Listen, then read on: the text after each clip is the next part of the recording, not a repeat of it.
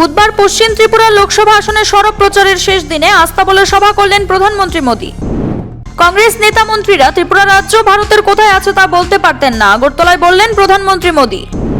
আগরতলায় বিজয় শঙ্খনাথ মহাসমাবেশ থেকে ত্রিপুরাবাসী নরেন্দ্র মোদীকে 2টি পদ্ম উপহার দেওয়ার সংকল্প নিয়েছে বললেন মুখ্যমন্ত্রী। বুধবার থেকে পূর্ব ত্রিপুরা লোকসভা আসনের বাড়ি বাড়ি ভোট গ্রহণ পর্ব শুরু হয়েছে। 2 দিন ব্যাপী চলবে ভোট গ্রহণ। সরব প্রচারের শেষ দিনে সাংবাদিক সম্মেলন ডেকে প্রধানমন্ত্রী ও স্বরাষ্ট্রমন্ত্রী তীব্র সমালোচনা করলেন সুদীপ বর্মন। বাসন্তী পূজার মহানবমী তিথিতে আগরতলার রাজন্য স্মৃতি বিজড়িত দুর্গাবাড়ি মন্দিরে পুজো দিলেন রাজ্যের অর্থ দপ্তরের মন্ত্রী প্রণজিৎ সিংহ রায়। গণধর্ষণের শিকার 2 নাবালিকা, ধৃত 2 নাবালক সহ 3 জন। ঘটনা পশ্চিম জেলার শ্রীনগর থানার অন্তর্গত গাবর্দি এলাকায়। বিজেপি ভোটের জন্য সততা, গরিমা, শালীনতা সব বিসর্জন দিয়েছে, অভিযোগ বাম নেতা জিতেন্দ্র চৌধুরীর। পূর্ব ত্রিপুরা লোকসভা আসনের বাড়ি বাড়ি ভোট গ্রহণ পর্ব শুরু হয়েছে।